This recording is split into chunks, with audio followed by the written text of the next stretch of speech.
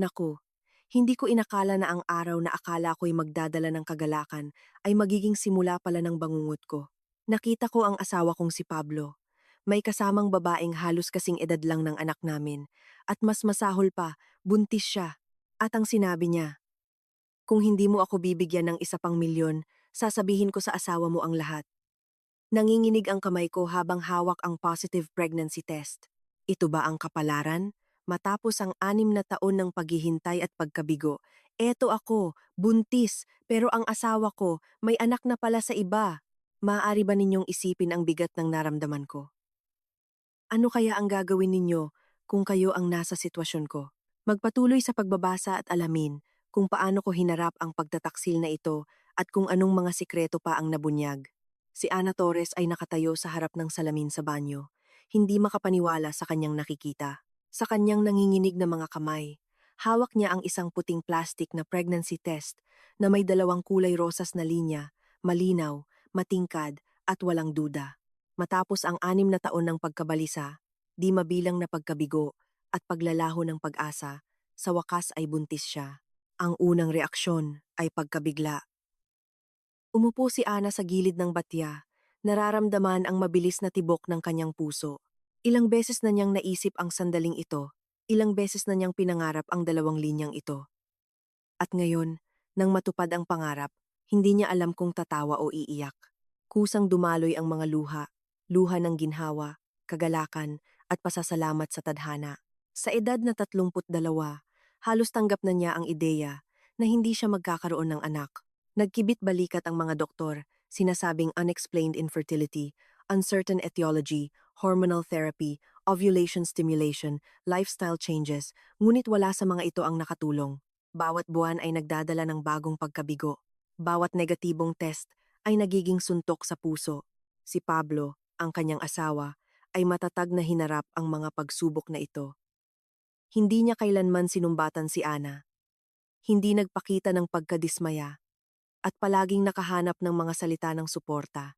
Ang mahalaga ay magkasama tayo, sabi niya, habang niyayakap siya matapos ang isa pang bigong pagbisita sa doktor. Ang mga bata ay kahanga-hanga, ngunit kahit wala sila, maaari tayong maging masaya. Ngunit nakita ni Ana ang anino ng kalungkutan sa kanyang mga mata kapag tinitingnan niya ang mga batang naglalaro sa bakuran. Napansin niya kung paano niya iniiwasan ang pagtingin sa mga display window ng mga tindahan ng bata. Ngayon, lahat ay nagbago. Tumayo si Ana at tumingin sa salamin. Sa labas, siya ay pareho pa rin kahapon. Katamtamang taas, payat na katawan, kulay tsokolate na buhok, hanggang balikat, brown na mata. Ngunit sa loob, mayroon ng kamanghamanghang mga pagbabago. Sa isang lugar sa kaibuturan ng kanyang katawan, tumitibok ang isang maliit na puso, lumalaki ang isang bagong tao, ang kanyang anak kay Pablo. Ipinatong niya ang kanyang mga kamay sa kanyang tiyan. Sinusubukang isipin kung paano nabubuo ang isang bagong buhay sa dilim at init doon. Sa ngayon, wala pa siyang nararamdaman. Masyadong maaga pa. Ngunit malapit na. Mararamdaman niya ang unang mahiyain na paggalaw. Makikita niya kung paano lumalaki ang kanyang tiyan. Maririnig niya ang mabilis na tibok ng maliit na puso sa ultrasound. Nagmamadaling dumaloy ang mga iniisip. Kailangan niyang magpatingin sa gynecologist, magsimulang uminom ng bitamina, at ayusin ang kanyang dieta. Kailangan niyang baguhin ang guest room bilang nursery, bumili ng kuna, stroller, at damit. Maraming dapat gawin, ngunit una, kailangan niyang sabihin ito kay Pablo. Naisip ni Ana kung paano siya papasok sa kanyang opisina na may mahiwagang ngiti, kung paano niya ilalagay ang test sa mesa sa harap niya, kung paano magbabago ang kanyang mukha mula sa pagkamangha at kaligayahan. Bubuhatin siya ni Pablo, ipapaikot, tatawa at iiyak ng sabay. Pagkatapos, gagawa sila ng mga plano, pipili ng mga pangalan at mga ngarap tungkol sa hinaharap. Nagbihis siya ng mabilis. Pinili ang isang magaan na mint green spring dress, ang paboritong damit ni Pablo. Ipinusod niya ang kanyang buhok, pinintahan ang kanyang mga labi ng malambot na kulay rosas na lipstick. Sa salamin ay sumasalamin ang isang masayang babae na naglalabas ng espesyal na liwanag mula sa loob na lumalabas lamang sa mga magiging ina. Maingat niyang ibinalot ang test sa isang papel na napkin at inilagay sa kanyang bag. Ang maliit na plastic na bagay na ito ang magiging simula ng kanilang bagong buhay, ang unang relikya ng kanilang magiging anak. Kapag lumaki na ang sanggol, ikukuwento niya kung paano niya nalaman ang kanyang pag-iral sa isang mainit na umaga ng Mayo. Paglabas ng bahay, huminto si Ana sa pintuan, nilalanghap ang sariwang hangin ng tagsibol. Ang mundo sa paligid ay tila nagbago, mas maliwanag, mas makulay, mas puno. Ang araw ay dahan-dahang humahaplos sa kanyang mukha. Ang banayad na simoy ng hangin ay bumubulong sa mga sariwang dahon ng mga kastanyas. Ang mga ibon ay nagsisiwit na may masasayang himig.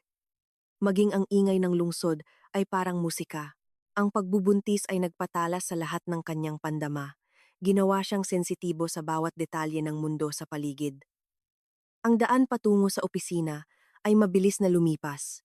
Si Ana ay tahimik na kumakanta ng isang himig mula sa isang pambatang cartoon na nakita niya noong bata pa siya. Hindi magtatagal, kakantahan niya ng lullaby ang kanyang sanggol. Babasahan siya ng mga kwento sa gabi. Tuturuan siya ng kanyang unang mga salita. Mama, iyon kaya ang kanyang unang salita. O Papa, o marahil ay isang bagay na ganap na hindi inaasahan. Ang gusali ng opisina ng kumpanyang Torrencia Asociado ay nakatayo sa sentro ng negosyo ng lungsod, isang modernong 20 ba palapag na glass tower. Binili ni Pablo ang ilang palapag dito 5 taon na ang nakakaraan ng lumago ang negosyo. Ang marmol na lobby na may fountain sa gitna, mamahaling leather armchair para sa mga bisita, at buhay na bulaklak sa mga ceramic vase. Lahat ay nagpapahiwatig ng katatagan at tagumpay. Sinalubong siya ng masaya ng security guard, isang matandang lalaking may mabait na mata. Ginang Ana, kumusta po? Matagal na po kitang hindi nakita. Ayos lang po, Ignacio. At ang inyong mga apo, lumalaki at nagbibigay ng kagalakan. Ang panganay ay magsisimula na sa unang baitang sa Setyembre. Ngumiti si Ana. Naiisip kung paano pagkalipas ng ilang taon ay ipagmamalaki rin niya ang mga tagumpay ng kanyang anak. Ang elevator ay tahimik na umakyat sa 12 palapag kung saan matatagpuan ang opisina ni Pablo. Sa likod ng mga salamin na pader ay makikita ang mga workstation ng mga empleyado. Maririnig ang mahinang bulong ng mga usapang pangnegosyo. Ang sekretarya na si Irene, isang eleganteng babae sa edad na 50 na may walang dungis na hairstyle at perpektong makeup ay nagtaas ng ulo mula sa monitor. Ginang Ana, anong sorpresa? Bibisitahin niyo po ba si Ginoong Pablo? Oo, mayroon akong mahalagang usapan sa kanya, sagot ni Ana. Sinusubukang itago ang emosyon sa kanyang boses. Nasa kliyente siya ngayon, pero sa tingin ko sinimulan ng sekretarya, ngunit si Ana ay patungo na sa pinto ng opisina ng kanyang asawa. Okay lang, Irene. Mahalaga ito. Dumapo ang kanyang kamay sa gintong door handle. Tumigil ang puso sa pag-aabang ng pagtatagpo. Huminga ng malalim si Ana. Sinasanay sa isip ang mga salitang sasabihin niya sa kanyang asawa. Mahal, may sorpresa ako para sa iyo. O mas mabuti, ipakita na lang ang test. Hindi, kailangan niyang ihanda muna si Pablo, gumawa ng intriga. Tahimik niyang inikot ang doorknob at bahagyang binuksan ang pinto. Sa opisina, may nagaganap na usapan. Narinig niya ang boses ni Pablo at isa pang boses, mas matinis. Isang boses ng babae. Isang boses ng isang batang babae. Nanatili si Ana sa pintuan, hindi naglakas loob na pumasok. Sa huling sandali, may pumigil sa kanya. Intuition, premonition ng kapahamakan, o simpleng aksidente. Sumilip siya sa siwang sa pagitan ng pinto at ng frame at nakita ang babago sa kanyang buhay magpakailanman. Sa opisina na nilagyan ng mamahaling pulang kahoy na kasangkapan, ay naroon ang kanyang asawa. Mukhang tensyonado si Pablo. Ang kanyang mukha, na karaniwan ay kalmado, ay naliliman ng pag-aalala. Sa kanyang mga kamay, ay may hawak siyang makapal na bundle ng pera, mga €500 na perang papel na maayos na tinalian ng bank band. Sa harap niya ay nakatayo ang isang babae, napakabata, halos isang teenager. Ang mahaba at kulay blonde na buhok nito ay bumagsak sa kanyang mga balikat. Malalaking asul na mata ang nakatingin kay Pablo na may kakaibang ekspresyon, nagmamakaawa at demanding ng sabay. Ngunit ang pinaka nakakagulat ay ang kanyang tiyan, bahagyang bilugan, tanda ng maagang pagbubuntis. Kung hindi mo ako bibigyan ng 1 pang milyon, Sasabihin ko sa asawa mo ang lahat, bigkas ng babae, at ang kanyang boses ay parang kulog sa gitna ng asul na langit. Sa kanyang mga kamay, nakita ni Ana ang isang pamilyar na itim at puti na larawan, isang ultrasound photo. Ang parehong mga imahe na nasa kanyang sariling medical record, maliban na lamang na wala itong imahe ng sanggol. Ang mundo sa paligid ni Ana ay umikot. Ang pregnancy test sa kanyang bag ay biglang naging isang pang-aasar ng tadhana. Anong ironiya? Sa parehong araw na nalaman niya ang kanyang pagbubuntis, lumabas na mayroon ng anak ang kanyang asawa sa ibang babae, isang babae na halos kasing edad ng kanyang anak. Napansin ni Pablo ang paggalaw sa pintuan at mabilis na lumingon. Naglaho ang kanyang mukha sa takot nang makita ang kanyang asawa. Huminga ng malalim si Ana. Ito, hindi ito ang iniisip mo. Pumasok si Ana sa opisina na parang nasa panaginip. Ang kanyang tingin ay tumalon sa pagitan ng kanyang asawa at ng buntis na babae na nakakuyakoy sa isang sulok, hawak sa kanyang dibdib ang ultrasound image. Hindi ito ang iniisip ko? Kakaibang kalmado ang boses ni Ana, ngunit ramdam ang paparating na bagyo. At ano ang dapat kong isipin nang makita ko ang aking asawa na nagbibigay ng pera sa isang buntis na nagkichantage sa kanya? Ana, hayaan mong ipaliwanag ko. Ipaliwanag ano? Lumapit pa si Ana at nakita ni Pablo ang mga luha sa kanyang mga mata. Ipaliwanag kung bakit may anak ka sa ibang babae. Ipaliwanag kung gaano karami pang sikreto ang mayroon ka. Sinubukan ni Julia na umalis ng diskreto sa opisina, ngunit biglang lumingon si Ana sa kanya. Teka, sino ka? Gaano katagal ka nang nakikipagrelasyon sa asawa ko? Ako. Ako hindi ako nauutalang babae. Ana, hindi siya ang aking kabit, sigaw ni Pablo. Siya si Julia Cordoba, anak ng aking namayapang kasosyo. Siya, wala akong pakialam kung sino siya. Pinutol siya ni Ana at nanginginig ang kanyang boses. Ang mahalaga ay itinago mo ito sa akin, na binayaran mo siya ng pera, na mayroon kang anak habang ako, sa loob ng 6 na taon, ay hindi makapagbuntis. Sinubukan ni Pablo na lumapit sa kanya, ngunit umurong si Ana. Huwag kang lumapit sa akin, huwag kang maglakas loob. Ana, pakiusap, makinig ka. Hindi, inilabas niya mula sa kanyang bag ang pregnancy test at inihagis sa mesa. Heto, dumating ako upang ipaalam sa iyo na sa wakas ay buntis ako. Gusto kong ibahagi sa iyo ang kagalakan. At sa halip, nalaman kong niloloko mo ako sa isang batang babae. Tumingin si Pablo sa test at lalo pang namutla. Ikaw, buntis ka. Sana masaya ako kung hindi ko nalaman ang iyong pagtataksil. Binalikan ni Ana ang test. Ana, hindi mo naiintindihan. Ngunit tumatakbo siya palabas ng opisina. Ang kanyang sigaw, hayaan mo ako, ay umalingaunggaw sa pasilyo. Hinabol siya ni Pablo, ngunit mas mabilis si Ana. Pumasok siya sa elevator at pinindot ang boto ng pagsasara ng pinto, ayaw nang makita ang kanyang asawa. Ang elevator ay tila isang hawla na ang mga pader ay lumiliit bawat segundo. Ang mga luha ay lumabo sa kanyang mga mata. Sa kanyang dibdib ay kumukulo ang sakit ng pagtataksil. Sa wakas, bumukas ang mga pinto at tumakbo siya palabas sa lobby, dumaan sa nagtatakang guwardiya, patungo sa kalye kung saan siya sinalubong ng sariwang hangin. Ngunit hindi ito nagdala ng ginhawa.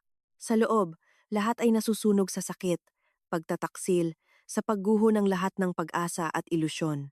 Si Julia Cordoba ay dahan-dahang umupo sa luma at gasgas na silya sa tabi ng bintana ng kanyang maliit na apartment sa Castilla Avenue. Mabilis pa ring tumitibok ang kanyang puso matapos makita ang pagtakas ng asawa ni Pablo Torrens. Ang eksena sa opisina ay hindi eksaktong nangyari ayon sa plano, ngunit ang resulta ay nakamit. Ang kaligayahan ng pamilyang Torrens ay nagkaroon ng unang lamat. Ipinatong niya ang kanyang kamay sa kanyang tiyan, nararamdaman ang init ng maliit na buhay doon. 4 na buwan ng pagbubuntis. Napakaliit pa rin ng sanggol. Lalaki ito. Minsan sa gabi, kausap ni Julia ang kanyang sanggol. Ikinukuwento sa kanya ang kinabukasan, nabubuo sila kasama si Jorge sa malayo, sa Sweden. Sa edad na 17, mukhang 20 si Julia. Matangkad, payat, sa kabila ng pagbubuntis, na may magandang mukha at likas na gilas. Palagi siyang nakakaakit ng tingin ng kalalakihan. Ang mahabang platinum blonde na buhok na minana niya sa kanyang ina, ang malalaking asul na mata ng kanyang ama, Ang kanyang magandang figura, naging mapagbigay sa kanya ang kalikasan. Ngunit ang kagandahan ay hindi nakapagligtas sa kanya mula sa malupit na hagupit ng tadhana. 1 taon at kalahati lang ang nakalipas. Isa lang siyang ordinaryong estudyante mula sa isang may kayang pamilya. Ang kanyang ama na si Miguel Cordoba, isang matagumpay na negosyante at kasosyo ni Pablo Torrens, at ang kanyang ina na si Esperanza Cordoba, isang propesor ng musika sa konservatwar. Isang malaking bahay sa isang piling komunidad, ang sarili niyang silid na may puting kasangkapan at pink na kurtina, mga plano na pumasok sa universidad sa kolehiyo ng journalism. Lahat ay gumuho sa isang araw ng Oktubre, nang umuwi ang kanyang ama na putla na parang papel at nagkulong sa kanyang opisina. Naalala ni Julia kung paano siya nakikipag-usap sa telepono, lalong tumataas ang boses at desperado. Hindi ito maaaring mangyari. Nagkasundo na tayo. May pamilya ako, isang anak. Pagkatapos, katahimikan na pinutol lamang ng tahimik na pag-iyak. Si Miguel Cordoba ay isang matapat na lalaki ng lumang paaralan. Nang biglang umatras ang isang malaking investor mula sa pagpopondo ng isang residential complex na nag-iwan sa proyekto na hindi natapos, hindi siya nagdeklara ng pagkabangkarote o tumakas sa ibang bansa. Sa halip, ibinenta niya ang bahay, isinangla ang lahat ng halaga at nagkautang, sinusubukang bayaran ang mga manggagawa at supplier. Hindi ko kayang tingnan ang mga tao sa mata na alam kong niloko ko sila, sabi niya sa kanyang asawa at anak sa hapunan sa kanilang bagong maliit na apartment. Ang salita ko ang lahat ng mayroon ako, ngunit ang salita ay hindi sapat. Lumago ang mga utang na parang snowball. Humihingi ang mga nagpapautang ng bayad na wala. Sinubukan ni Miguel na humingi ng suporta mula sa matatandang kaibigan at kasosyo, ngunit lahat sila ay biglang naging abala. Maging si Pablo Torrens, na nakasama niya sa trabaho ng maraming taon, ay nagbigay lamang ng formal na pagpapahayag ng pagkalungkot at pag-asa para sa mabilis na paglutas ng mga problema. Hindi kinaya ni Esperanza Cordoba ang pagbagsak mula sa mataas na antas ng lipunan patungo sa ibaba. Ang babae, na sanay sa ginhawa at respeto, ay hindi matanggap ang pangangailangan na magtipid sa pagkain at bumili ng segunda manong damit. Nagsimula siyang uminom ng tranquilizers, pagkatapos ay antidepressants, at pagkatapos ay isang bagay na mas malakas. Sa huling bahagi ng tagsibol, hindi na siya bumabangon sa kama. Sinubukan ni Julia na suportahan ang parehong magulang, pinagsama ang pag-aaral sa instituto at ang trabaho bilang waitress sa isang cafe.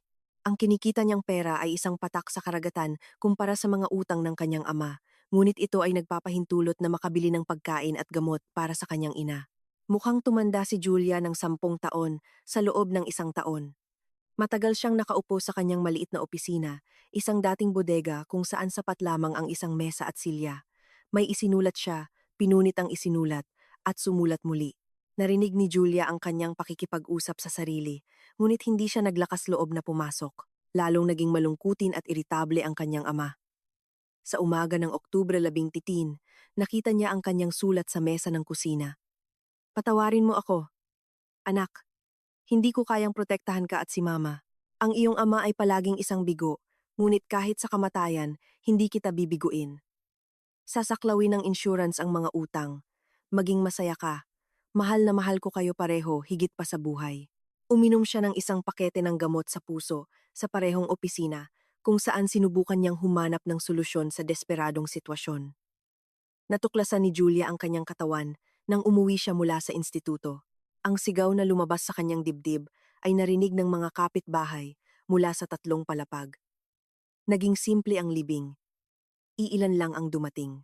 Kabilang si Pablo Torrens sa kanila, nanatili siya sa huling hilera na may hawak na buke ng puting rosas at hindi naglakas loob na lumapit sa kabaong. Naalala ni Julia ang kanyang mukha na may guilt kung paano niya iniiwasan ang kanyang tingin.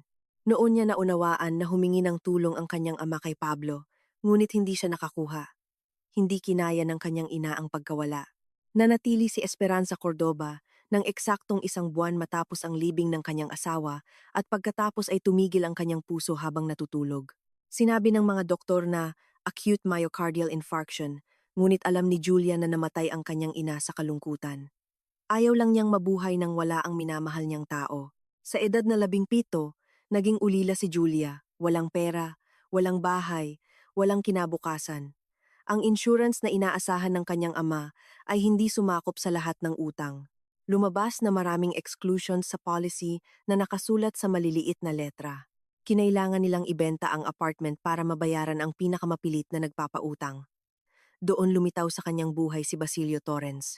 Ang nakababatang kapatid ni Pablo, gwapo at playboy, ay napansin ang magandang dalaga sa libing ng kanyang ina, kung saan siya dumating kasama ang kanyang kapatid na si Pablo. Lumapit siya sa kanya pagkatapos ng seremonya nang magkakahiwalay na ang lahat at sinabi, "Julia, kung kailangan mo ng tulong, lumapit ka sa akin. Hindi ko matulungan ang iyong ama, ngunit gusto kong alagaan ka." Si Basilio ay ganap na kabaligtaran ng kanyang seryosong nakatatandang kapatid.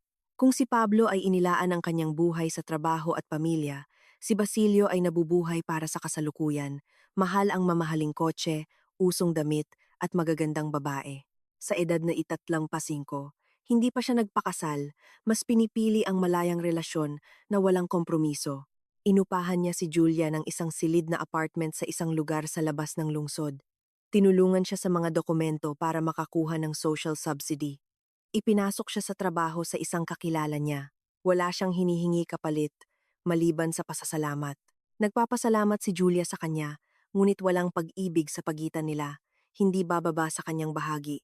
Tinrato siya ni Basilio na parang magandang laruan. Binilhan siya ng mamahaling regalo, dinala siya sa mga restaurant, ipinagmalaki sa mga kaibigan ng kanyang bata at magandang kasintahan. Kinakaya ni Julia ang kanyang paglalambing. Nauunawaan na kung wala ang kanyang suporta, mapupunta siya sa kalye, ngunit malayo ang kanyang kaluluwa sa kanya.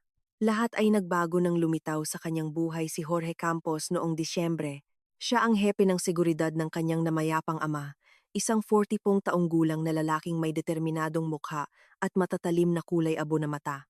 Matapos ang pagkalugi ng kumpanyang Cordoba, nawalan siya ng trabaho, ngunit patuloy niyang binibisita si Julia, nagtatanong tungkol sa kanyang mga gawain. "Nangako ako sa iyong ama, naaalagaan kita." Paliwanag niya sa kanyang pag-aalala. Si Miguel ay isang mabuting tao. Hindi siya nararapat sa gayong kapalaran. Naging kasal na si Jorge noon, ngunit namatay ang kanyang asawa sa cancer 3 taon na ang nakalipas. Wala silang mga anak. Ang tanging kamag-anak, ang kanyang kapatid na si Violeta, ay umalis papuntang Sweden. 20 taon na ang nakakaraan, at doon nagpakasal sa isang matagumpay na negosyante. Nagpapalitan sila ng sulat, ngunit bihira silang magkita. Lumitaw ang pag-ibig sa pagitan ni Julia at Jorge. Nakita niya sa kanya ang isang tagapagtanggol, isang malakas na lalaki na kayang magbigay ng seguridad at katatagan. Siya naman ay nabighani sa kanyang kabataan, kagandahan, at malungkot na kapalaran. Lihim ang kanilang mga pagkikita. Takot si Julia na mawala ang suporta ni Basilio at ayaw ni Jorge na pahirapan pa ang sitwasyong mahirap na. Tumagal ang romance ng 5 buwan. Nagkikita sila sa maliliit na cafe sa labas ng lungsod, naglalakad sa mga nag-iisa na parke, at gumagawa ng mga plano para sa hinaharap. Kinukuwentuhan siya ni Jorge tungkol sa kanyang kapatid sa Sweden, kung gaano kaganda ang buhay doon, tungkol sa mga social security at oportunidad. Unti-unting nabuo ang isang plano mag-ipon ng pera at lumipat kasama si Violeta, magsimula ng bagong buhay sa isang bansa kung saan walang nakakaalam ng kanilang nakaraan. Hindi nagtagal, napansin ni Julia na buntis siya. Ang sanggol ay kay Jorge. Eksakto niyang naalala ang petsa ng paglilihi dahil noon ay nagkaroon sila ng seryosong away ni Basilio dahil sa kanyang mga hinihingi na lumipat siya sa kanya. 2 buong linggo silang hindi nagkita at sa mga araw na iyon mismo nangyari ang paglilihi. Ngunit hindi niya kayang ipagtapat ang pagtataksil kay Basilio. Ibig sabihin nito ay mawawalan siya ng tirahan at kabuhayan. At sinabi niya kay Jorge ang tungkol sa pagbubuntis. Nang nasa 3 buwan ng pagbubuntis si Julia at wala pa ring hinala si Basilio, nangyari ang hindi inaasahan. Namatay si Basilio sa misteryosong pagkakataon, opisyal na sa kamay ng mga magnanakaw, sa isang madilim na eskinita malapit sa sports club, ngunit walang ninakaw sa kanya. Ang wallet, relo, telepono ay nanatili sa kanya. Agad na naunawaan ni Julia na gawa ito ni Jorge, bagamat isinumpa niya ang kanyang kawalang kasalanan. Aksidente lang. Kumbinsido siya. O marahil ay mayroon pang ibang kaaway si Basilio. Anuman ang mangyari, ang kanyang kamatayan ay pabor sa atin. Ang mga patay ay hindi makakapagsabi ng mga paratang, At pagkatapos ay iminungkahi ni Jorge ang isang plano na tila perpekto. I-blackmail si Pablo Torrens. Sasabihin nila na ni-rape ni Basilio ang menor de edad na si Julia at hihingi ng pera para sa katahimikan. Magbabayad si Pablo upang protektahan ang alaala ng kanyang kapatid at ang reputasyon ng pamilya at negosyo. At sa perang makukuha, pupunta sila sa Sweden at mamuhay ng masaya. Ang iyong ama ay humingi ng tulong kay Pablo, ngunit tumanggi siya. Kumbinsido siya ni Jorge. Kung nagbigay siya ng tulong, buhay pa sana si Miguel. Si Torrens ay may kasalanan sa pagkamatay ng iyong mga magulang at dapat siyang magbayad para dito. Nag-aatubili si Julia. Ang maling paratang ng panggagahasa ay tila nakakatakot sa kanya kahit na ang biktima ay isang patay na lalaki. Ngunit si Jorge ay nakakakumbinsi. Kinuha ni Basilio ang iyong kahinaan. Hindi ba iyon pamimilit? Nakipagtalik ka sa kanya, hindi dahil sa pag-ibig, kundi dahil sa pangangailangan. At ang pamimilit sa intimacy ay panggagahasa, kahit hindi direkta. Unti-unti, nakumbinsi niya si Julia sa kawastuhan ng plano. Sumang-ayon si Julia, ngunit naglagay ng isang kondisyon walang papatayin, pera lang at pag-alis. Nangako si Jorge na magiging payapa ang lahat. Matapos mamatay si Basilio, ang plano ay nagkaroon ng bagong kalupitan. Ngayon ay maaari na nilang akusahan ang namayapang si Basilio ng panggagahasa, sino ang magtatanggol sa isang patay na tao, at si Pablo, na nagimbal sa pagkamatay ng kanyang kapatid, ay magiging mas masunurin. Sinusubukan ni Julia na kumbinsihin ang kanyang sarili na tama ang kanyang ginagawa. Tutal, kaya naman talaga ni Pablo na iligtas ang kanyang ama, ngunit hindi niya ginawa. Ibig sabihin, nararapat siyang parusahan, at ang perang kinukuha nila sa kanya ay walang halaga kumpara sa kanyang kayamanan. Ngunit sa loob niya ay lumalago ang pakiramdam ng pagkakasala, lalo na nang maisip niya ang asawa ni Pablo, si Ana. Mula sa mga kwento ni Basilio, isa siyang mabait, disente na babae, na sa loob ng maraming taon ay walang tagumpay na sinubukang magkaanak at sa wakas ay nagtagumpay. At ngayon, sinisira ni Julia ang kanyang pamilya sa pamamagitan ng maling paratang. Ang pagpupulong ngayon sa opisina ay dapat na isa pang eksena sa kanilang palabas. Iginigiit ni Jorge na itaas ang stakes, hindi maghiling ng hiwalay na halaga, kundi ang kalahati ng negosyo ni Pablo. Ngunit ang paglitaw ng asawa ni Torrens ay nagpalit sa lahat ng mga card. Baka mas mabuti pa nga, sabi ni Jorge nang tawagan siya ni Julia pagkatapos ng pagtakas ni Ana. Ngayon ay pipilitin niya ang kanyang asawa, hihingi ng paliwanag. Siya ay magiging mas masunurin, ngunit hindi sigurado si Julia. Sa mga mata ni Ana, nakita niya hindi lang sakit at kalungkutan, kundi pati na rin ang determinasyon. Hindi ito ang uri ng babae na basta na lang susuko sa mga pagsubok ng tadhana. Lalaban siya para sa kanyang pamilya. Dumating si Jorge para bisitahin siya sa gabi. Palagi siyang maingat. Takot siya sa pagmamatyag. Bukas, pupunta ka kay Torrens. Kung ilalagay mo ang ultimatum, paliwanag niya sa plano. Kalahati ng negosyo o iskandalo sa buong bansa. Bigyan mo siya ng isang araw para mag-isip. At kung tumanggi siya, hindi siya tatanggi. Marami siyang mawawala. Niyakap siya ni Jorge at naramdaman niya ang pamilyar na init ng kanyang matibay na bisig. Ang lalaking ito ay mahal siya at ang magiging anak nila. Handang gawin ang lahat para sa kanilang kaligayahan. Hindi ba iyon nagbibigay katarungan sa anumang paraan? Hindi magtatagal, malalayo na tayo dito, bulong niya sa kanyang tenga. Sa isang bansa kung saan walang nakakakilala sa iyo, kung saan makakakuha ka ng edukasyon, mapapalaki ang bata. Handa na ang lahat ni Violeta para sa aming pagdating. Tumango si Julia, humigpit sa kanya. Nais niyang maniwala na magtatagumpay ang kanilang plano, na bukas ay magsisimula ang isang bagong masayang buhay. Ngunit sa kaibuturan ng kanyang kaluluwa, kinakain siya ng pagdududa. May nagsasabi sa kanya na bukas ay magiging mali ang lahat, hindi ayon sa kanilang plano. Nakaupo si Ana sa kanyang kotse sa isang walang laman na parking lot malapit sa shopping center, hindi makapag-isip ng kahit ano. Nanginginig ang kanyang mga kamay, kaya hindi niya mapasimulan ang makina.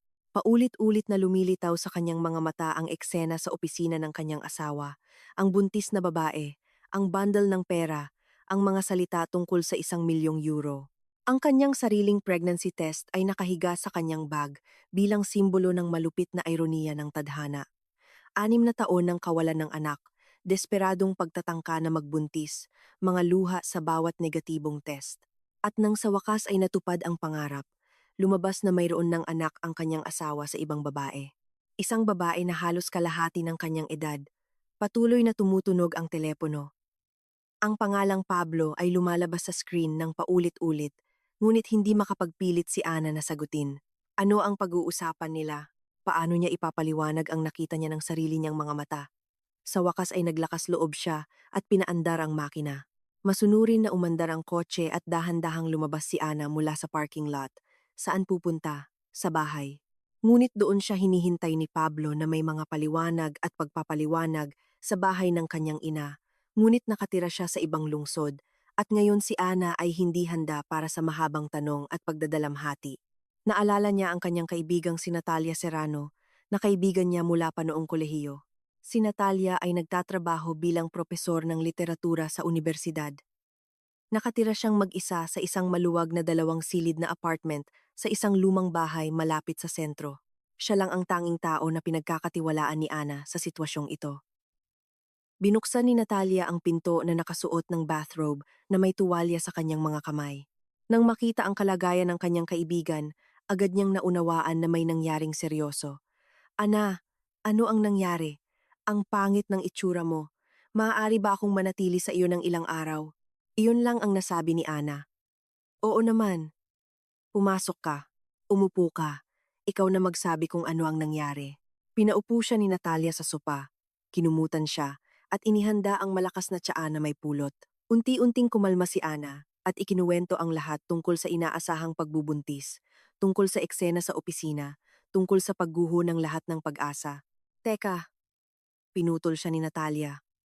Sabi mo humihingi ang babae ng 1 pang milyon. Ibig sabihin, binigyan na niya siya ng pera dati? Parang ganun nga. At hindi mo naisip na ito ay maaaring blackmail?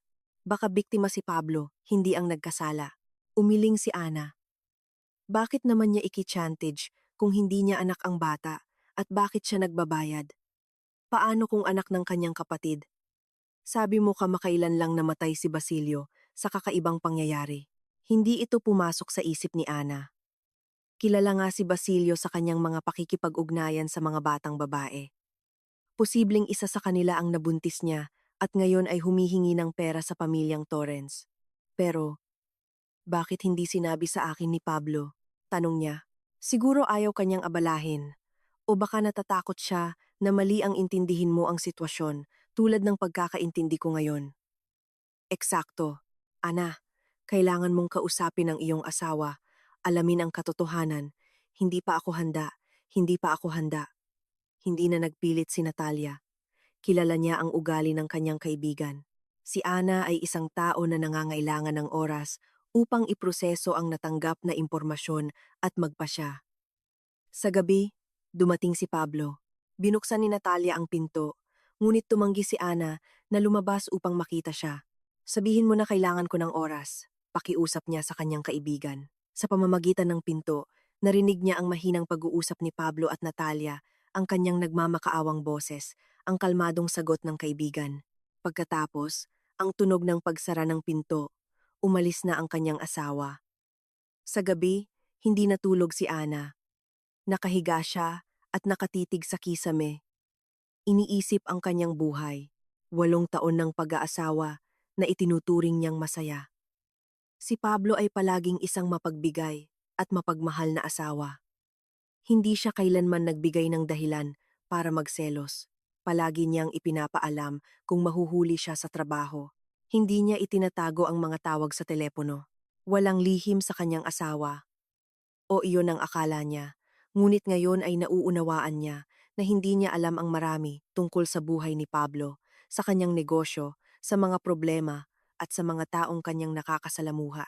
Nagtiwala siya sa kanya ng walang pasubali at hindi kailanman nagpakita ng interes sa mga detalye ng kanyang trabaho. At iniisip din niya ang bata na lumalaki sa kanyang sinapupunan. Ang maliit na nilalang na wala pang alam tungkol sa mga drama sa pamilya at nasirang ilusyon. May karapatan ba siyang sirain ng pamilya dahil sa kanyang mga hinala O dapat niyang ipaglaban ang pag-aasawa para sa kapakanan ng magiging sanggol? Pagkaumaga, umalis si Natalia para magtrabaho, iniwan si Ana mag-isa. Tumatawag si Pablo bawat oras, ngunit hindi pa rin siya sumasagot.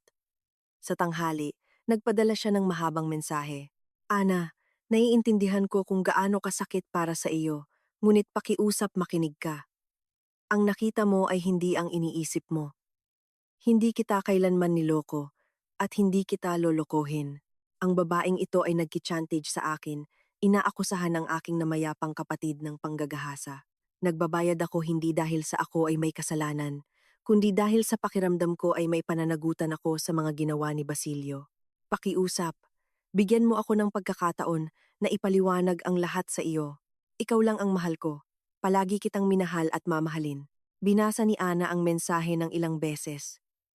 Sa mga salita ng kanyang asawa ay naroon ang sinseridad, ngunit hindi na niya alam kung ano ang dapat paniwalaan. Napakaraming kasinungalingan at kalahating katotohanan ang naipon sa pagitan nila. Sa gabi, dumating ang kanyang kaibigan at nakita siyang umiiyak. Ana, buntis ka! Ang ganitong stress ay nakakapinsala sa sanggol, nag-alala si Natalia. Alam ko, ngunit ano ang magagawa ko? Paano ako mabubuhay nang hindi nalalaman ang katotohanan? Alamin ang katotohanan. Umupa ng isang private detective na aalamin kung sino ang babaeng ito at ano ang kailangan niya sa iyong asawa. Ang ideya ay tila makatwiran kay Ana. Kung nagsasabi ng totoo si Pablo, kumpirmahin ito ng detective. Kung nagsisinungaling siya, makakakuha siya ng ebidensya ng kanyang pagtataksil. May kilala ka bang mga detective? Tanong niya. Wala, ngunit makikita sa internet. Ang mahalaga ay profesional siya, hindi charlatan. Sa gabi, nag-aral si Ana ng mga website ng mga ahensya ng detective. Napagpasyahan niya ang advertisement ni Eugenio Salinas, isang dating operatiba na may 20 taong karanasan sa pulisya. Maganda ang mga review tungkol sa kanya. At katamtaman ang mga presyo, kinaumagahan ay tinawagan niya ito at nagkasundo para sa isang pulong. Matatagpuan ang opisina ng detective sa isang lumang bahay sa Gran Via.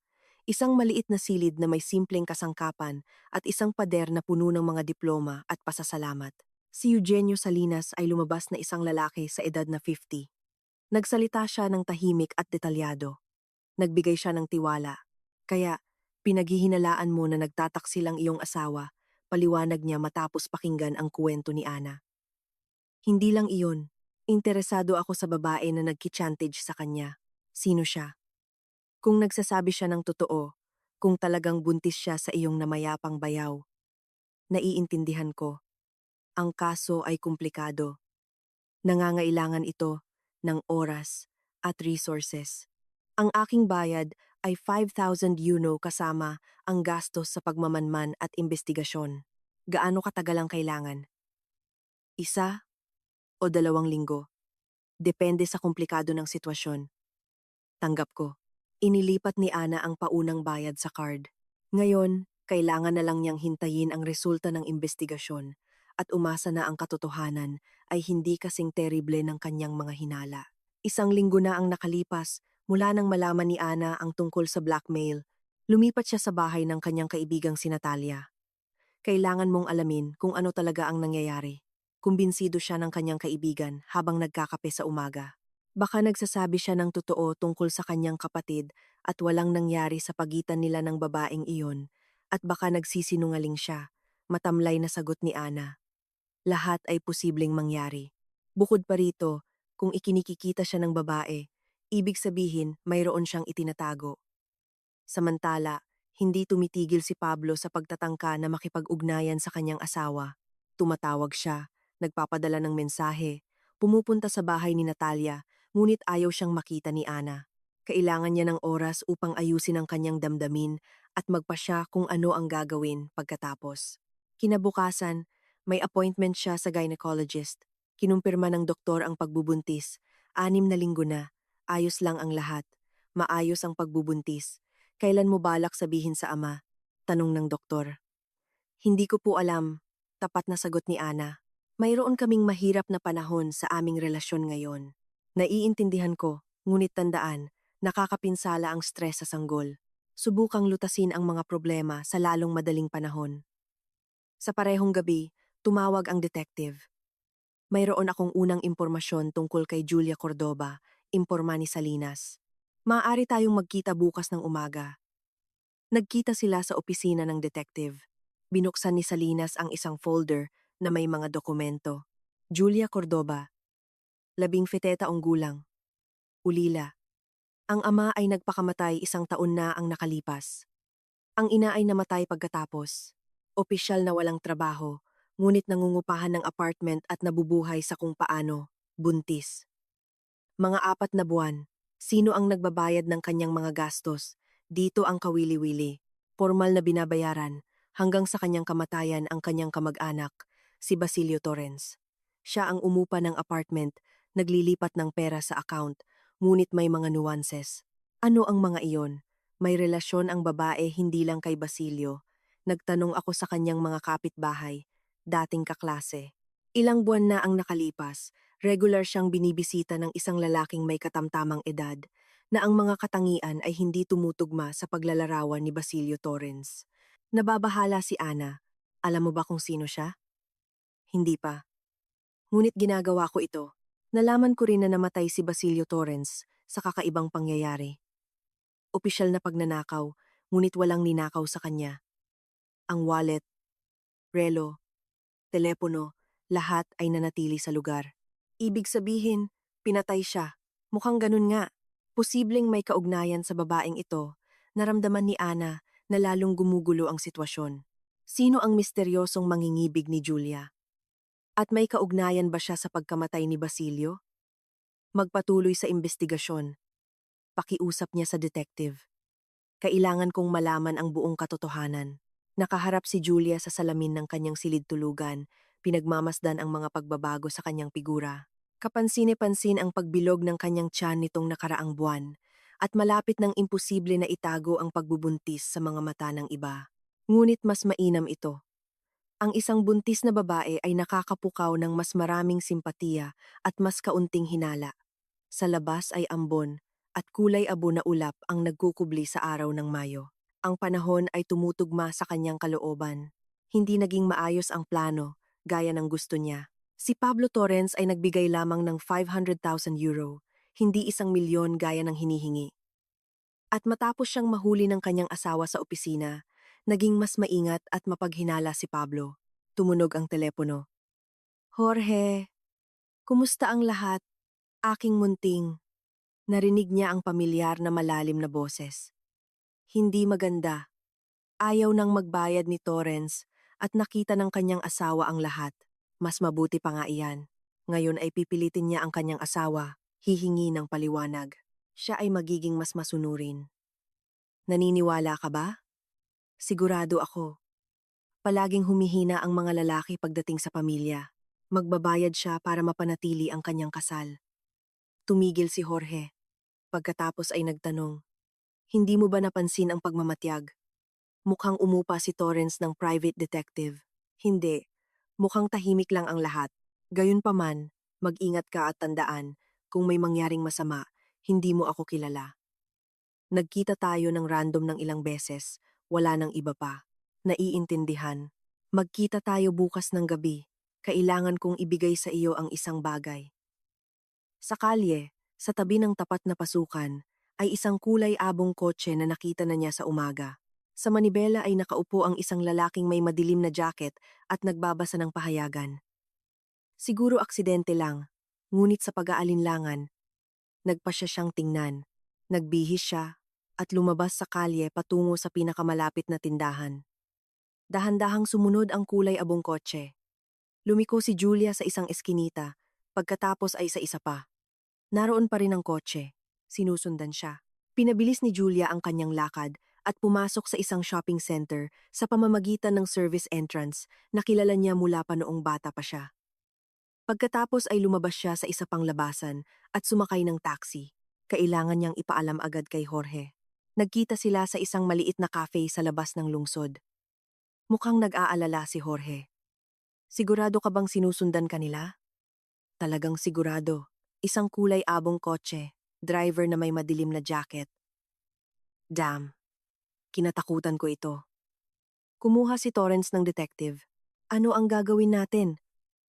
Nag-isip si Jorge. Pagkatapos ay nagpa siya, tataasan natin ang pustahan kung gusto niyang maglaro ng ganitong mga laro. Kaya rin natin. Bukas, pupunta ka sa kanya at hihingin hindi 1 milyon, kundi ang kalahati ng kanyang negosyo. Ano? Nabaliw ka na ba? Makinig ka. Bantaan natin siya na pupunta tayo sa pulisya na may reklamo ng panggagahasa at sa press na may ganitong kuwento. Mawawala ng reputasyon ang kanyang kumpanya. Tatanggi ang mga investor na makipagtulungan. Matatakot siya, ngunit wala tayong ebidensya at hindi natin kailangan iyon. Sapat na ang iskandalo. Sa panahong iyon ay nasa Sweden na tayo. Nag-aatubili si Julia. Lalo nang nagiging mapanganib ang plano at kung tumanggi siya, hindi siya tatanggi. Mayroon siyang mawawala. Negosyo, reputasyon, pamilya. At wala tayong anumang maliban sa sanggol na ito. Hinaplos niya ang kanyang tiyan ng may lambing. At gagawin ko ang lahat upang protektahan kayong dalawa. Nagpakalma sa kanya ang kanyang mga salita. Minahal siya ni Jorge at ang magiging anak nila. Hindi niya kailanman ilalagay sa panganib ang dalawa. At hindi magtatagal, malalayo na sila dito, ligtas kasama ang kanyang kapatid sa Sweden. Sige, sumang-ayon siya. Gagawin ko. Gusto ko yan. At ngayon, punta tayo sa bahay mo. Ngunit magiging maingat tayo. Papasok tayo sa iba't ibang oras. Posibleng bantayan din nila ang apartment. Dumating sila sa bahay ni Julia sa iba't ibang ruta. Dumaan si Jorge sa bakuran ng katabing bahay at umakyat sa kanya sa pamamagitan ng fire escape sa huling bahagi. Ang pag-iingat ay hindi pala sobra. Ang detective ay talagang nagbabantay sa pasukan. Kailangan nating pabilisin ang plano, sabi ni Jorge habang niyayakap si Julia. Kung mas matagal tayo, mas malaki ang panganib na matuklasan tayo. Bukas ng umaga, pumunta ka kay Torrens at ibigay ang ultimatum kalahasyo o iskandalo para pag-isipan. Bigyan mo siya ng 2 araw at pagkatapos ay mawawala tayo. Handa na ako ng mga pekeng dokumento sa pangalan mo. Naghihintay sa atin si Violeta sa Stockholm. Tumango si Julia. Bukas, maaaring magbago ng malaki ang kanyang buhay o makukuha nila ang lahat ng kanilang pinapangarap o ayaw niyang isipin kung ano ang mangyayari kung mabigo ang plano. Nakaupo si Detective Salinas sa kanyang kotse sa harap ng bahay ni Julia Cordoba sa 2 araw na sunod-sunod.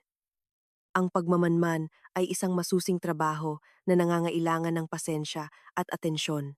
Sa panahong ito, nagawa niyang pag-aralan ang pang-araw-araw na gawain ng dalaga, ang kanyang mga gawi, at, higit sa lahat, mapansin ang kakaibang pag-uugali nito.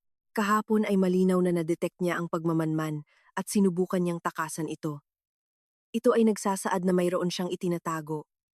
At ngayon ay nasaksihan niya ang isang kagiliw-giliw na eksena. Sa kanyang apartment ay dumating sa pamamagitan ng likod na fire escape ng bahay ang isang lalaking nasa katamtamang edad. Kumuha si Salinas ng ilang litrato gamit ang telephoto lens at maingat na pinag-aralan ang mukha ng hindi kilalang tao. Matangkad, atletikong pangangatawan, madilim na buhok na may uban, determinadong mukha. Nakita na niya ang taong ito sa isang lugar. Ang lalaki ay nanatili sa bahay ng ilang oras, pagkatapos ay umalis sa parehong daan. Sinundan siya ni Salinas sa ligtas na distansya. Sumakay ang hindi kilalang tao sa isang itim na SUV at nagtungo sa sentro ng lungsod. Isinulat ng detective ang plaka ng sasakyan.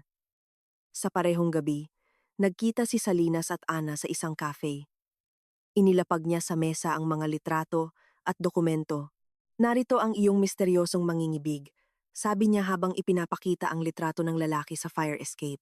Si Jorge Campos, 40 taong gulang, dating head of security ni Miguel Cordoba. Maingat na pinag-aralan ni Ana ang litrato, ibig sabihin, nagtrabaho siya para sa ama ng dalagang ito. Eksakto. At narito ang kawili-wili. Matapos mamatay si Cordoba, nawalan siya ng trabaho, ngunit sa parehong oras, nabubuhay siya ng medyo komportable. Mamahaling kotse, magandang damit, nangungupahan ng apartment. Saan nanggaling ang pera? Baka nakahanap siya ng bagong trabaho. Opisyal na walang trabaho kahit saan. Sa halip, madalas siyang bumibisita sa iba't ibang sports club bar. Nakikipagkita siya sa mga kaduda-dudang personalidad. Kinuha ni Salinas ang isa pang folder. At narito ang pinakakawili-wili. Sinuri ko ang mga pangyayari sa pagkamatay ng iyong kamag-anak. Pinatay si Basilio Torrens sa isang eskinita, malapit sa sports club, na regular na binibisita ni Campos. Namutla si Ana. Sa tingin mo ay kasangkot siya sa pagpatay? Higit pa sa sigurado. Mayroon akong testigo. Nakita ng barman sa club na iyon na nagkita si Campos sa dalawang lalaki na malinaw na kriminal na uri. Nangyari ito 1 linggo bago mamatay ang iyong kamag-anak. Ngunit bakit niya papatayin si Basilio? Sa tingin ko ay dahil sa selos o upang alisin ang testigo na maaaring magpabula sa mga paratang ng panggagahasa. Tahimik si Ana habang pinag-aaralan ang natanggap na impormasyon. Lalo pang nagiging malinaw at nakakatakot ang sitwasyon. Ano ang balak mong gawin sa mga impormasyong ito? Tanong ng detective. Hindi ko alam. Kailangan kong kausapin ang aking asawa. Maging maingat. Mapanganib na tao si Campos. Kung malalaman niyang natuklasan natin siya, maaaring gumawa siya ng matinding hakbang. Tumango si Ana at kinuha ang folder na may mga dokumento. Panahon na upang tapusin ang palabas na ito at ipanumbalik ang katarungan. Pagkaumaga, tinawagan niya si Pablo. Kailangan kitang kausapin, sabi niya. Napakalaga. Oo naman, umuwi ka. Hindi, magkita tayo sa neutral na lugar, sa Cafe Europa ng 2 ng hapon. Eksaktong dumating si Pablo sa takdang oras. Mukha siyang malungkot at pagod. Sa loob ng 2 linggong ito ay kapansine-pansing pumayat siya. Lumitaw ang mga dark circles sa ilalim ng kanyang mga mata. Ana, masaya akong makita ka, sabi niya habang umuupo sa tapat. Kumusta ka? Kumusta ang sanggol? Normal. Ngunit ayaw niyang pag-usapan iyon. Inilapag niya sa mesa ang mga litrato at dokumento. Umupa ako ng private detective. Gusto kong malaman ang katotohanan tungkol sa iyong relasyon kay Julia Cordoba. Kinuha ni Pablo ang mga litrato at pinag-aralan ng maingat. Sino ito? Si Jorge Campos, ang tunay na ama ng anak na dinadala ni Julia at malamang na mamamatay tao ng iyong kapatid. Ikinuwento ni Ana ang lahat ng nalaman niya mula sa detective. Nakinig si Pablo at lalong lumungkot ang kanyang mukha. Ibig sabihin nagsinungaling siya. Sabi niya sa huli, inosente si Basilio, Chin. Oo, at naging biktima ka ng blackmail na batay sa kasinungalingan. Pero bakit ako? Ano ang gusto nilang makamit? Pera. Maraming pera at paghihiganti dahil sa pagtanggi na tulungan ang pamilya matapos mamatay ang ama ng dalaga. Malalim na bumuntong hininga si Pablo. Dapat ko nang nahulaan. Nang una siyang lumapit sa akin na may ganitong mga akusasyon, may nagbabala sa akin. Ngunit naisip ko si Basilio, napatay na siya at hindi na makapagtanggol sa sarili. Gusto mong gawin ang lahat ng tama. At nahulog ako sa bitag. Natahimik sila. Pagkatapos ay nagtanong si Pablo, ano ang gagawin natin pagkatapos? Pumunta sa pulisya. May ebidensya ang detective na kasangkot si Campos sa pagpatay sa iyong kapatid at menor de edad ang dalaga at buntis. Malamang na ginagamit siya. Kung sumang-ayon siyang tumestigo laban kay Campos, hindi siya ikukulong. Tumango si Pablo. Sige, pero gusto kong kausapin muna siya. Babalaan siya sa panganib. Pablo, delikado iyon. Kailangan kong gawin. Total, anak siya ng kaibigan ko. Nakita ni Ana ang determinasyon sa kanyang mga mata at sa unang pagkakataon sa loob ng 2 linggo, naramdaman niya na ang kanyang asawa ay pareho pa rin ng taong minahal niya. Kung gayon, sasama ako sa iyo, sabi niya. Kinakabahan na naglalakad si Julia sa opisina ni Pablo Torrens. Hawak ang isang kamay sa kanyang tiyan at ang isa pa ay humahawak sa kanyang pitaka. Sa pitaka ay may mga peking dokumento na nagpapataas ng kanyang edad na ibinigay sa kanya ni Jorge kahapon at mga tiket sa eroplano patungong Stockholm. Simple lang ang plano magbigay ng ultimatum, kumuha ng pahintulot mula kay Pablo na ilipat ang kalahati ng negosyo at pagkatapos ay mawala. Sa oras na malaman niyang niloko siya, malayo na sila ni Jorge. Bumukas ang pinto at pumasok si Pablo. Mukha siyang iba sa karaniwan, mas determinado at kalmado. Kumusta, Julia? Sabi niya habang umuupo sa mesa. Nakikinig ako. Kailangan ko hindi 1 milyon, kundi ang kalahati ng iyong negosyo, sabi niya nang walang pasubali. Kung hindi, bukas ay pupunta ako sa pulisya at sa mga mamamahayag. Sasabihin ko sa lahat na ni-rape ako ng iyong kapatid at na kinakanlong mo ang mamamatay tao. Tumingin sa kanya ng kalmado si Pablo. Hindi ni-rape ni Basilio ang sinuman. Wala kang ebidensya. At mayroon ka. Nagulat si Julia sa kanyang pagiging kalmado. Karaniwan, kinakabahan si Pablo kapag nagpapahayag siya ng mga hinihingi. Hindi ko kailangan ng ebidensya, sabi niya. Sapat na ang aking patotoo. Maniniwala ang hukuman sa isang buntis na ulila. Posible. Ngunit may problema. Ano? Alam ko kung sino ang tunay na ama ng iyong anak. Naramdaman ni Julia na nawala ang kulay sa kanyang mukha. Ano ang sinasabi mo? Tungkol kay Jorge Campos, ang iyong mangingibig at malamang na mamamatay tao ng aking kapatid. Umatras si Julia patungo sa pinto. Nababaliw ka na ba? Mayroon akong mga litrato, mga testigo, mga dokumento. Lahat ng kailangan upang magsimula ng isang kaso kriminal. Nagtatraidor ka lang. Susuriin natin. Pinindot ni Pablo ang intercom. Irene, papasukin mo si Detective Salinas. Sa loob ng 1 minuto, pumasok sa opisina ang isang ubaning lalaki na may folder ng mga dokumento. Nakilala ni Julia ang sumusunod sa kanya. Julia Cordoba, sabi ng detective. Naiintindihan mo na sangkot ka sa blackmail at extortion. Teka, pinutol siya ni Pablo. Julia, binibigyan kita ng huling pagkakataon. Sabihin mo ang buong katotohanan tungkol kay Campos, magpatotoo laban sa kanya, at hindi kami magsasampa ng kaso laban sa iyo. Nag-aalangan si Julia sa pagitan ng detective at ni Pablo. Nagigiba ang kanyang plano sa harap ng kanyang mga mata. Ano ang sasabihin niya kay Jorge? Paano niya ililigtas ang kanilang magiging kinabukasan? Ako, hindi ko kilala ang Campos na iyon, bulong niya. Kung gayon, pasensya na. Tumayo ang detective, ngunit sa sandaling iyon, bumukas ng maluwag ang pinto ng opisina. Sumugod si Jorge Campos sa silid na may hawak na baril. Walang gagalaw, sigaw niya. Julia! Halika rito! Tumakbo ang dalaga sa kanya at itinago siya sa likod ng kanyang likod. Ngayon ay aayusin natin ang problema. Itinutok niya ang baril kay Pablo. Nasaan ang mga dokumento? Anong mga dokumento? Huwag kang magkunwari. Ang mga inipon ng private detective na ito. Dahan-dahang itinaas ng detective ang kanyang mga kamay. Ang lahat ng materyales ay naibigay na sa pulisya, sabi niya. Ang pagpatay sa akin ay hindi magbabago ng anuman. Tingnan natin. Lumingon si Campo kay Julia. At ikaw binigo mo ako. Napagkasunduan natin na tahimik tayong kikilos. Sinubukan ko, ngunit nalaman niya ang lahat dahil bobong dalaga ka. Buti na lang at inaasahan ko ang pagbabago ng pangyayari. Muling itinutok ang baril kay Pablo, ngunit sa sandaling iyon ay pumasok si Ana sa opisina. Nang makita ang nangyayari, nanatili siyang hindi gumagalaw sa pintuan. Isa pa, ngumiti si Campos. Pumasok ka, maganda. Huwag kang matakot. Dahan-dahang pumasok si Ana sa opisina. Ngayon ay makakapag-usap tayo ng mahinahon, sabi ni Campos. Ito ang gagawin natin. Pirmahan ni Torrens ang mga dokumento ng paglipat ng kalahati ng negosyo sa pangalan ni Julia. Pagkatapos ay aalis tayo at kakalimutan ninyo na mayroon kami. At kung tumanggi kami? Kung gayon, papatayin kita, ang iyong asawa at ang detective na ito, at pagkatapos ay makukuha ko rin ang pareho, sa pamamagitan lamang ng hukuman. Magpapatotoo si Julia kung paano mo siya binantaan ng baril at sinubukan kong buong tapang na protektahan siya. Baliw ka, bulong ni Ana.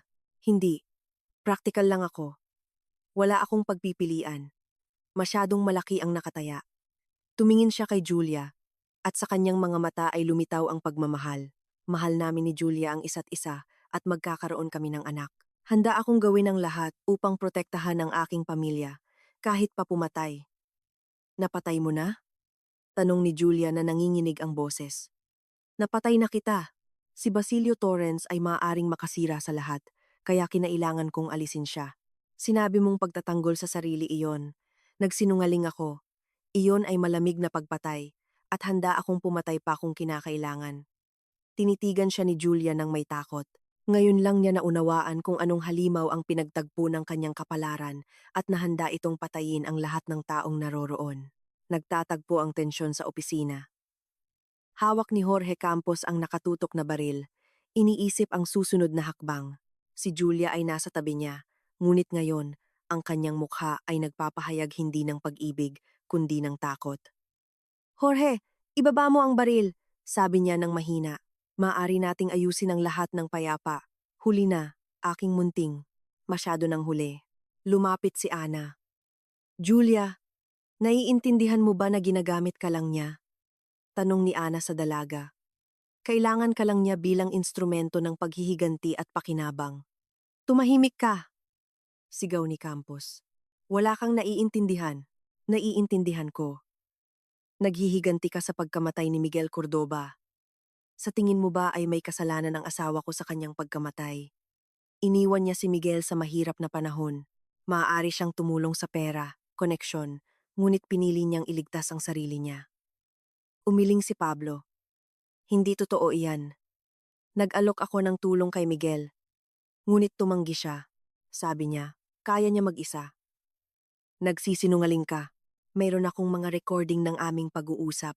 Maraming beses ko siyang tinawagan. Nag-alok ako ng pera, magkakasamang proyekto, ngunit masyado siyang mapagmataas para tumanggap ng tulong. Nag-atubili si Campos at biglang nagtanong si Julia. Jorge, totoo ba ang sinasabi niya? Na pinatay mo si Basilio hindi dahil sa selos, kundi sinadya? Ano ang kaibahan? Ano man ang mangyari, hadlang siya sa ating mga plano. Mabait siyang tao, bulong niya. Tinulungan niya ako nang mag-isa ako. At ano? Kinuha niya ang iyong kahinaan? Hindi. Hindi niya ako kailanman pinilit sa kahit ano, at hindi siya karapat-dapat mamatay. Umatras si Julia, lumayo kay Campos. Pinatay mo ang isang inosenteng tao, at ginawa mo akong kriminal. Ginawa ko iyon para sa atin. Para sa ating kinabukasan. Anong kinabukasan na binuo sa kasinungalingan at dugo? Lumingon sa kanya si Campo, at sa sandaling iyon ay mabilis na kumilos si Detective Salinas. Sinusubukang agawin ang baril. Tumunog ang isang putok. Bumagsak si Salinas habang hawak ang kanyang balikat. Humihinto ang dugo sa pagitan ng kanyang mga daliri. Ang susunod ay sa ulo, sabi ni Campos nang walang pakialam. May iba pa bang gustong maging bayani? Lumuhod si Ana sa tabi ng sugatang detective, sinusubukang pigilan ang pagdurugo. Kailangan niya ng tulong medikal, sabi niya. Makukuha niya iyon kung makikipagtulungan kayo. Lumingon si Campo kay Pablo. Nasaan ang mga dokumento para sa paglipat ng negosyo? Sa vault. Ngunit kailangan ko ang mga dokumento ng kumpanya, ang selyo. Kung gayon, pumunta tayo sa iyong vault. At tandaan, isang maling galaw, at papatayin ko ang iyong asawa. Nagtungo sila patungo sa vault na nasa sulok ng opisina. Sa loob ay may mga dokumento, pera, at mga mahahalagang bagay. Ito ang kailangan ko, sabi niya habang kumukuha ng isang folder. Ngunit sa halip ng mga dokumento, isang traumatic pistol ang lumitaw sa mga kamay ni Pablo. Nang walang pag-iisip, binaril niya si Campos. Binitawan nito ang baril sa gulat at hinawakan ang kanyang dibdib. Mabilis na kinuha ni Pablo ang baril at itinutok kay Campos. Nakaupo siya sa sahig, humihinga ng malalim. Nabali ang isang tadyang niya dahil sa goma na bala, ngunit buhay siya. Julia, tumawag ka ng ambulansya at pulis, pakiusap ni Pablo. May nanginginig na mga kamay, diniyal ng dalaga ang numero. Nang dumating ang mga doktor at pulis, nagbigay siya ng kumpletong patotoo laban kay Campos. Ikinuwento niya ang tungkol sa blackmail, kung paano siya pinilit nitong akusahan si Basilio ng panggagahasa, at kung paano nito inamin ang pagpatay. Gusto kong ayusin ang aking pagkakasala, sabi niya sa investigador. Handa akong tumestigo sa paglilitis. Dinala si Detective Salinas sa ospital. Hindi naging nakamamatay ang sugat. Dumaan ang bala nang hindi tinatamaan ang mga vital organ. Inaresto si Campos. Sa paghahanap, nakita ang mga pekeng dokumento, pera, pati na rin ang ebidensya na nag-uugnay sa kanya sa pagpatay kay Basilio Torrens. Pinakawalan si Julia sa kondisyong hindi siya lalabas ng bansa. Dahil sa kanyang edad, pagbubuntis, at pagpayag na makipagtulungan sa investigasyon, isang kondisyonal na sentensya lamang ang nagbabanta sa kanya. Sa parehong gabi, nakaupo si Pablo at Ana sa kanilang bahay sa sala. Sa unang pagkakataon sa maraming araw, magkasama silang dalawa. Patawarin mo ako, sabi ni Pablo, para sa lahat ng nangyari, dahil hindi kita naprotektahan mula sa bangungot na ito. Hindi mo kasalanan, sagot ni Ana. Sinubukan mong tulungan ang anak ng isang kaibigan at naging biktima ka ng panloloko, ngunit dapat mo nang sinabi sa akin noon. Alam ko, at mapapatawad ko iyon. Ang mahalaga ay wala ng kasinungalingan sa pagitan natin. Natahimik sila. Pagkatapos ay ipinatong ni Ana ang kanyang kamay sa kanyang tiyan. Lumalaki ang ating anak, sabi niya. Babae o lalaki, hindi ko pa alam. Malalaman natin sa susunod na ultrasound. Ano ang ipapangalan natin kung babae? Alejandra. Bilang paggalang sa aking lola. Magandang pangalan. Niyakap ni Pablo at sumandal si Ana sa kanyang balikat. Ang pinakamasama ay naiwan na. Naghihintay sa kanila ang isang bagong buhay, matapat, bukas, puno ng pag-ibig. 3 buwan na ang nakalipas mula nang matuklasan ang sabwatan ni Jorge Campos. Tapos na ang Agosto at sa lungsod, mainit at maaraw ang panahon. Tapos na ang investigasyon sa kaso ng pagpatay kay Basilio Torrens at sa blackmail. Si Jorge Campos ay sinentensiyahan ng 15 taon na pagkakulong. Idineklara siya ng hukuman na guilty sa pagpatay, blackmail, illegal possession ng armas, at iba pang krimen. Hindi niya itinanggi ang kanyang pagkakasala, ngunit hanggang sa huli, iginiit niya na ginawa niya ang lahat para kay Julia at sa magiging anak. Mahal ko sila at handa akong panagutan ang aking mga ginawa, sabi niya sa kanyang huling salita. Sana sa isang araw ay mapatawad nila ako. Nakatanggap si Julia ng 2 taong probasyon na may 2-year probation period. Isinaalang-alang ng hukuman ang kanyang menor de edad, pagbubuntis, at aktibong kooperasyon sa investigasyon. Lubos na kinilala ng dalaga ang kanyang pagkakasala at humingi ng tawad sa pamilyang Torrens. Hindi nagtagal. Nag-18 si Julia at nawala sa lungsod. Nalaman ni Detective Salinas na lubos nang gumaling mula sa kanyang sugat, na tumakas siya sa Sweden kasama ang kapatid ni Campos na si Violeta. Talagang kinuha nito ang buntis na dalaga sa kabila ng mga krimen ng kanyang kapatid. Isinulat niya na walang kasalanan ang bata sa nangyari, sabi ni Salinas kay Ana sa isa sa kanilang mga pagkikita, at handa siyang tulungan si Julia na magsimula ng bagong buhay. At paano siya nag-react sa katotohanan na nasa bilangguan ang kanyang kapatid? Nahihirapan siya, ngunit sinabi niya na siya mismo ang pumili ng landas na iyon. Nangako siyang magsusulat ng mga sulat, ng regular at bibisitahin siya, tumango si Ana. Wala siyang galit kay Julia.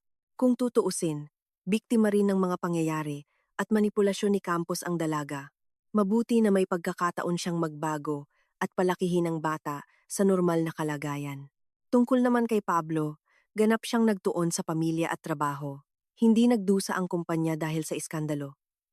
Sa katunayan, ang kuwento kung paano niya hinarap ang mga nagkichantage ay nagdagdag ng awtoridad sa kanya sa mga bilog ng negosyo. Nirerespeto ng mga tao ang mga hindi nagpapatianod sa mga kriminal, sabi niya kay Ana. Bagaman mataas nga ang presyo, gumastos si Pablo ng malaking halaga sa pagbabayad ng serbisyo ng detective, mga abogado, kompensasyon para sa pinsala, ngunit ang pinakamahalaga, muntik na siyang mawalan ng pamilya at maaaring namatay sa kamay ni Campos. Ngunit ngayon alam ko na kung ano ang talagang mahalaga sa buhay, sabi niya habang niyayakap ang kanyang buntis na asawa. Kapansin-pansin ang pagbilog ng tiyan ni Ana. Sa susunod na ultrasound, ibinalita ng doktor ang masayang balita. Magiging babae ang sanggol. Napili na nila ang pangalan, Alejandra, gaya ng kanilang plano. Ipinanganak siya sa isang kapaligiran ng pag-ibig, sabi ni Ana, habang hinahaplos ang kanyang tiyan. Ipinapangako ko sa iyo, sagot ni Pablo. Hindi rin nalugi si Detective Salinas. Ang kuwento ng pagtuklas ng sabuatan ay nagdala sa kanya ng katanyagan at nagsimula siyang makakuha ng mga bagong kliyente. Iniisip pa nga niya na kumuha ng isang batang empleyado bilang katulong. Sa ating trabaho, sabi niya, ang mahalaga ay ang pasensya at atensyon sa mga detalye. At syempre, ang kaalaman kung paano makilala ang katotohanan sa kasinungalingan. Ang libingan ni Basilio Torrens ay inayos. Naglagay si Pablo ng monumento na may inskripsyon. Mahal na kapatid at anak, ang iyong alaala ay mabubuhay sa aming mga puso. Regular siyang bumibisita sa sementeryo, nagdadala ng bulaklak, at ikinukuwento sa kanyang kapatid ang tungkol sa kanyang buhay. Patawarin mo ako na hindi kita naprotektahan, sabi niya habang nakatayo sa tabi ng libingan. Ngunit nanalo ang katarungan. Ang iyong mamamatay tao ay nakakuha ng kanyang kaparusahan. Sa Taglagas, nag-maternity leave si Ana. Nagtatrabaho siya bilang interior designer at plano niyang bumalik sa trabaho kapag lumaki na ang bata. Sa ngayon, ang lahat ng kanyang oras ay inilalaan sa paghahanda para sa pagiging ina. Ginawa nila ang isa sa mga silid bilang nursery. Si Pablo mismo ang nag-assemble ng kuna, nagkabit ng wallpaper na may masayang hayop, at naglagay ng mobile na may malambing na musika. Ang ating prinsesa ay maninirahan sa isang palasyo, biro niya. Ang mahalaga ay malusog siya at masaya, sagot ni Ana. Sa gabi, madalas silang nauupo sa nursery. Iniisip kung paano maninirahan doon ang kanilang anak. Nagbuburda si Ana ng maliliit na medyas at sombrero, at si Pablo ay nagbabasa ng malakas ng aklat tungkol sa pagpapalaki ng mga bata. Gusto kong maging mabuting ama, sabi niya. Paano ang aking ama para kay Basilio at sa akin? Magiging ganoon ka, kumpirmadong sagot ni Ana. Wala akong duda. Naging mas matibay kaysa kailanman ang kanilang relasyon. Ang mga pagsubok na pinagdaanan ay hindi sumira sa pamilya, bagkus ay lalo itong pinatibay. Natuto silang mas magtiwala sa isa't isa, magsalita tungkol sa kanilang mga damdamin at takot. Minsan, parang panaginip lang ang lahat ng ito, sabi ni Ana, ngunit totoo iyon. At nalampasan natin iyon ng magkasama. At alam nila na anuman ang mangyari sa hinaharap, kaya nilang lampasan ang lahat dahil mayroon sila ng pinakamahalaga, pag-ibig, tiwala, at pagpayag na ipaglaban ang kanilang kaligayahan. Nagdala ang Disyembre ng matinding lamig sa lungsod, ngunit sa pribadong klinika kung saan nanganganak si Ana, mainit at komportable. Nakahiga siya sa silid, yakap ang kanyang bagong silang na anak. Ipinanganak si Alejandra ng maaga sa umaga na may bigat na 3.2 gauge at haba na 62 centim. Isang perpektong sanggol na may madilim na buhok at seryosong mga mata na minana niya sa kanyang ama. Nakaupo si Pablo sa tabi ng kama, hindi maalis ang tingin sa kanyang anak. Kumikinang ang kanyang mga mata sa kaligayahan at lambing. Napakaganda niya, bulong niya habang maingat na hinahawakan ang kanyang maliit na kamay. Tulad mo, mayroon siyang iyong mga mata. Ngumiti si Ana. At ang ugali, mukhang sa iyo rin. Tingnan mo kung gaano siya kaseryoso. Tingnan mo ang lahat. Maayos ang panganganak. Bagaman hindi walang kahirapan. Naghirap si Ana ng halos 12 oras. Ngunit ang lahat ng pag-aalala at sakit ay nakalimutan sa sandaling narinig niya ang unang iyak ng kanyang anak. Ang aming munting anak, sabi ni Pablo habang dahan-dahang hinahaplos ang maliit na ulo ng sanggol. Hindi mo maisip kung gaano ka namin katagal hinintay. Malapit na ang bagong taon, oras ng mga bagong pag-asa at plano. At sa kanilang buhay ay nangyari na ang pangunahing himala. Ipinanganak na ang pinakahihintay na anak. Naalala mo ba kung paano nagsimula ang lahat? Tanong ni Ana ng mahina. Tumakbo ako sa opisina mo para ibalita ang pagbubuntis at nakita ko, wag mong pag-usapan iyan. Pinutol siya na ni Pablo. Tapos na iyan. Ngayon mayroon tayong kinabukasan. Tama siya. Ang kakilakilabot na mga buwan ng blackmail, kasinungalingan, at panganib ay naiwan na. Naglilingkod si Jorge Campos sa kanyang sentensya sa isang maximum security prison. Nanganak si Julia Cordoba ng isang anak sa Sweden at ayon sa huling balita ay nag-aaral sa isang lokal na instituto, nagde-design. Ang kanyang anak ay lumaki ng malusog at masaya sa tulong ng tiyahin niyang si Violeta. Minsan naiisip ko siya, pagtatapat ni Ana. Kay Julia, nagtataka ako kung kumusta na ang buhay niya. Sana maayos. Biktima siya ng mga pangyayari, hindi kontrabida. Binisita sila ni Detective Salinas bago ang panganganak. Ngayon ay pinamamahalaan niya ang kanyang sariling detective agency. Ang kuwento ng pagtuklas ng sabuatan ay nagpasikat sa kanya sa propesyonal na bilog. Alam niyo ba? Sabi niya. Sa 20 taon ng trabaho, nakita ko na ang maraming pamilya na nasira dahil sa kasinungalingan at kawalan ng tiwala. Ngunit kayo ay nakalusot sa mga pagsubok at naging mas matatag. Bihira iyan. At tama siya. Si Pablo at Ana ay talagang naging mas malapit sa isa't isa. Natuto silang magsalita tungkol sa kanilang mga damdamin, magbahagi ng mga pagdududa at takot. Wala nang lihim o kalahating katotohanan. Ipinapangako mo ba? Sabi ni Ana, habang nakatingin sa mga mata ng kanyang asawa, na palagi tayong magiging tapat sa isa't isa. Ano man ang mangyari, ipinapangako ko, sagot ni Pablo ng matatag. At ikaw, ipinapangako mo ba sa akin ang pareho? Ipinapangako ko. Kumilos ng bahagya ang maliit na Alejandra at umiyak ng mahina. Ipinasandal siya ni Ana sa kanyang dibdib at kumalma ang sanggol. Nagugutom siya. Tumawa si Pablo, isang tunay na Torrens. Mahilig kumain ng masarap. Tulad ng kanyang ama, sinundan ni Ana ang biro. Pumasok ang nurse na may mga dokumento sa paglabas. Bukas ay maari na ninyong iuwi si mama at ang sanggol, imporma niya. Lahat ay ayos. Malusog ang bata. Uwi na. Sa kanilang tahanan na inihanda nila ng may pag-ibig, sa nursery kung saan handa na ang lahat, para tanggapin ang kanilang anak. Sa bagong buhay na puno ng kagalakan at pag-asa. Napakakaba ko. Pagtatapat ni Ana. Paano kung hindi ko kaya? Paano kung masama akong ina? Magiging kahanga-hanga kang ina. Pinakalma siya ni Pablo. Mayroon kang mabuting puso at maraming pagmamahal. Iyan ang pinakamahalaga. At magiging mabuti kang ama. Magpupunyagi ako.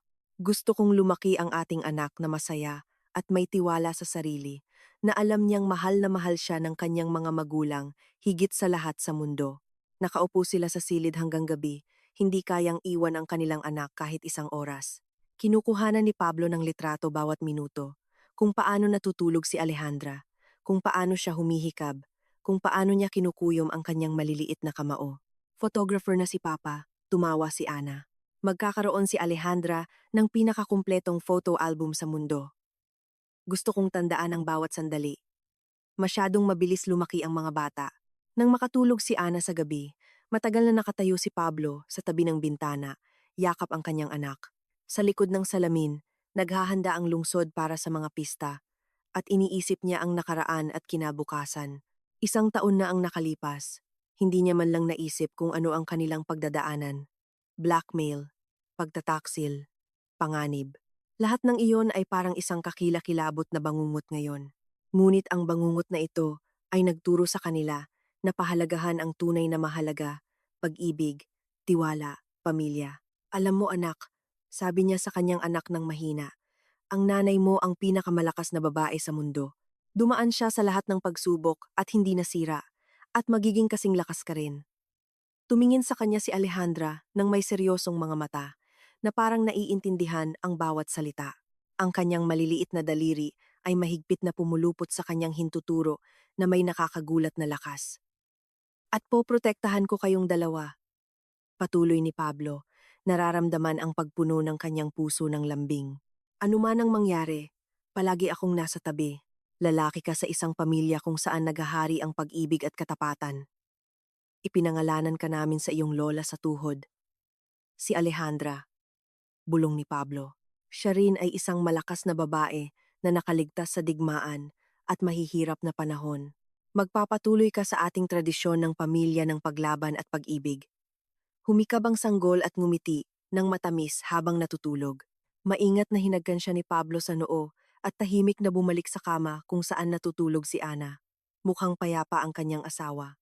Sa unang pagkakataon sa loob ng mahabang buwan, nawala sa kanyang mukha ang mga bakas ng pagkabalisa at tensyon. Bukas ay magsisimula ang kanilang bagong buhay bilang isang pamilya. Isang buhay na walang lihim, walang kasinungalingan, na binuo sa matibay na pundasyon ng tiwala at pag-ibig sa isa't isa. At ang maliit na si Alejandra ay lalaki na napapaligiran ng pag-aalaga ng mga magulang na dumaan sa apoy ng mga pagsubok at lalo lamang lumakas.